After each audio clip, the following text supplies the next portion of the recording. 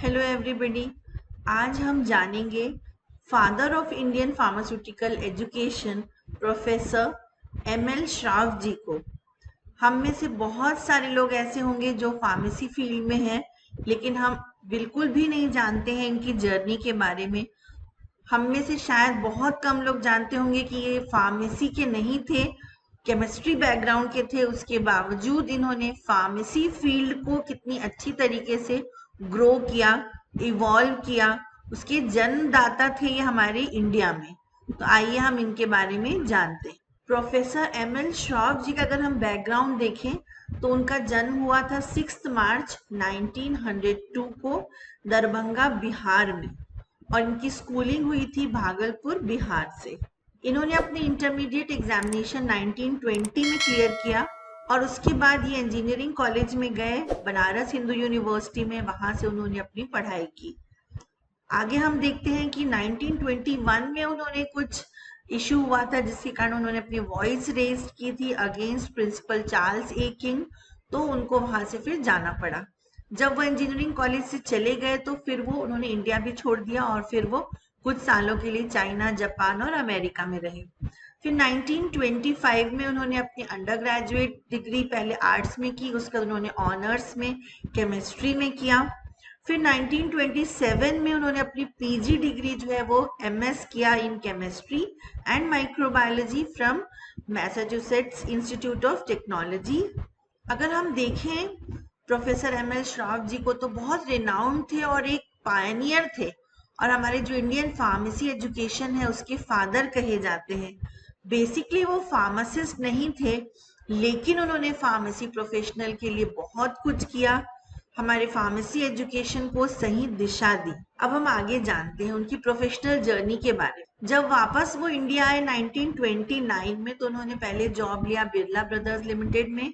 उसके बाद वहां पर जेएल बजाज जी ने उनको इंट्रोड्यूस किया vice chancellor of BHU Pandit Madan Mohan Malviya ji से, और उन्होंने उनको इनवाइट किया बीएचयू में as a staff in an honorary capacity.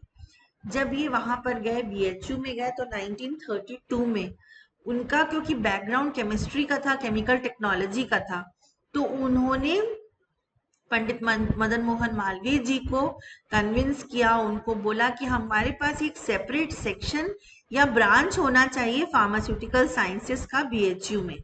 तो उन्होंने बोला ठीक है, आप इसको नए डिसिप्लिन को इंट्रोड्यूस करिए, आप इसके बारे में पूरा डिटेल बताइए हमें।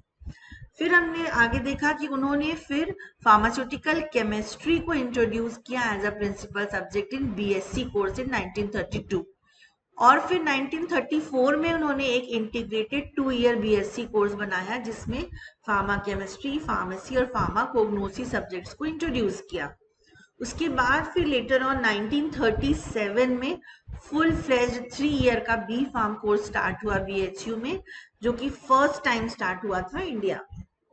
फिर दिसंबर 1935 में हम देखते हैं कि उन्होंने और आगे अपनी प्रोफेशनल ग्रोथ की और उन्होंने एक यूनाइटेड प्रोविंसेस फार्मा एसोसिएशन का डेवलपमेंट किया, और इसी यही जो एसोसिएशन है जिसको कि हम आज इंडियन फार्मास्यूटिकल एसोसिएशन के नाम से जानते हैं, और 1939 में इसका ये नाम पड़ा और फिर ऑल ओवर कंट्री में उसकी ब्रांचेस हुई।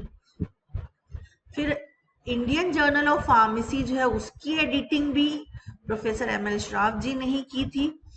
और फिर 1940 में बहुत इम्पोर्टेंट इन्होंने एम फार्म का कोर्स स्टार्ट किया बीएचयू में अपने एफर्ट से, और फिर 1943 में जब इन्होंने बीएचयू छोड़ा फिर इन्होंने बिरला ब्रदर्स में चीफ केमिस्ट और रिसर्च ऑफिसर के रूप में वहां पर इन्होंने काम किया, और फिर इन्होंने वहां पर एज ए सेक्रेटरी भी काम किया in the Birla laboratories till 1949। फिर इन्होंने वापस से फिर एज अ प्रिंसिपल बने ये बिरला कॉलेज पिलानी में, जहां इन्होंने फिर नेक्स्ट 5 इयर्स तक जॉब किया। और इनका जो स्किल था वो एजुकेशन में तो था ही, साथ में रिसर्च में भी था, जर्नलिज्म में भी था। और फिर इन्होंने अपना खुद का एक पीरियोडिकल स्टार्ट किया इंडियन फार्मासिस्ट, जो कि 1945 में स्टार्ट हुआ, और उन्होंने 10 इयर्स तक उसको अच्छी तरीके से पूरा ग्रो किया। इसी बीच में हमने ये देखा कि 1940 से 1950 के बीच में गवर्नमेंट ऑफ इंडिया ने उनको यूटिलाइज किया as a member of scientific and government bodies. जो इंडियन फार्माकोपिया लिस्ट कमेटी थी, health panel of planning commission की, उसमें इन्होंने बहुत इंपॉर्टेंट रोल प्ले किया। फिर he was also selected as a president of Bengal Pharmaceutical Association in 1946। फिर 1948 में इन्होंने फॉर्मेशन किया Indian pharmaceutical Congress association IPCA का, जो आज भी है एग्जिस्टिंग, और बहुत सारे एनुअल कॉन्फ्रेंसेस हम उसमें ऑर्गेनाइज करते हैं। आगे हम देखते हैं कि he was elected as first vice president of Pharmacy Council of India in 1949। फिर later on first elected PCI president बने ये 1954 में। तो ये आप PCI की बिल्डिंग देख सकते हैं। फिर हम देखते हैं आगे कि 5 इयर्स के लिए अराउंड 1954 टू 59 ये फिर जो बिरला ब्रदर्स थे उन्होंने इनको एक टास्क दिया कि इनको टेक्निकल जो एस्पेक्ट था सिल्क लिमिटेड एट सिरपुर का, जो हैदराबाद के पास प्लेस्ड है, वहां पर इनको टेक्निकल चीजों को देखने के लिए बोला। फिर इसी बीच इन्होंने USA, यूरोप सभी जगह ट्रैवल किया और वहां पर उन्होंने ये स्टडी की कि कौन कौन से रीसेंट डेवलपमेंट्स हैं आर्टिफिशियल सिल्क फाइबर्स से रिलेटेड, उनकी मैन्युफैक्चरिंग से रिलेटेड।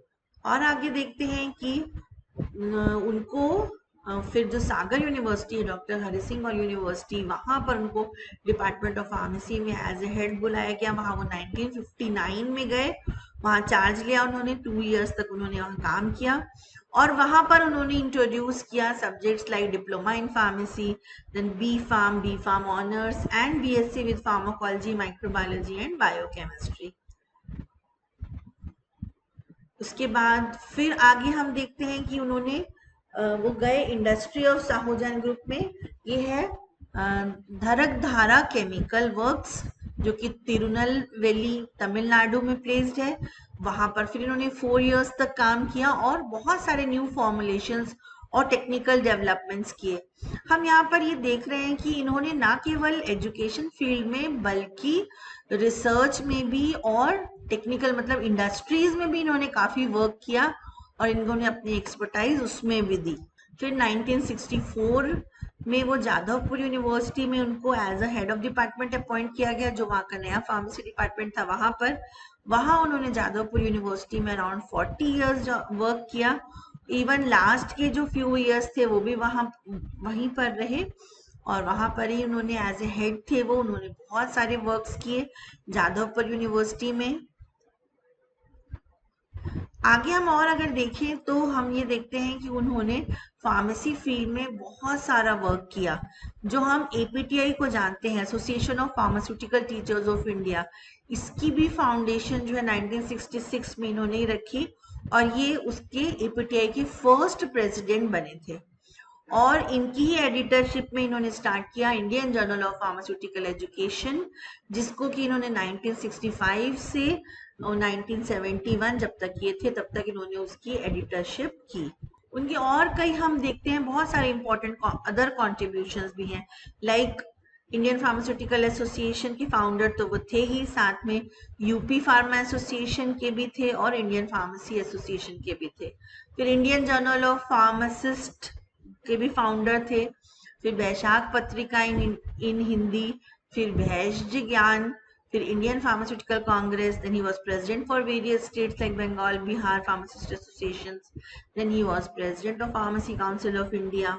उनकी याद में जो उनके ऑनर में जो IPA है, द इंडियन फार्मास्यूटिकल एसोसिएशन, इन्होंने एक प्रेस्टिजियस अवार्ड स्टार्ट किया जिसको बोला जाता है प्रोफेसर ML श्रॉफ मेडल। ये दिया जाता है उन स्टूडेंट्स को जो कि हाईएस्ट ग्रेड स्कोर करते हैं फाइनल ईयर B.Pharm एग्जामिनेशन में among all the universities and colleges in India. और इस अवार्ड में एक सर्टिफिकेट ऑफ मेरिट होता है, मेडल होता है और साथ ही साथ कैश प्राइज होता है ₹3000। अगर आप देखें डिटेल में तो आपको ये दिखेगा कि इन्होंने एक बुक भी लिखी थी, हिस्ट्री ऑफ इंडियन फार्मेसी, जो कि बहुत इंपॉर्टेंट है। उसमें बहुत सारी चीजें हैं और ये इवन आज की जो मॉडर्न फार्मेसी है उससे भी रेलेवेंट है। सो एंड में हम ये कहना चाहेंगे कि प्रोफेसर एमएल श्राफ जी ने जो लाइफ जी वो हमारे लिए बहुत ही मोटिवेटिंग है, as it leads us to devotion to work, sincerity of purpose and service to the motherland. He will remain a beacon of inspiration to Indian pharmacists as the pioneer who lit the torch of pharmaceutical education in the country. So, let us take a pledge to carry this burning torch bright and unflickering. So, thank you so much. Stay connected with us.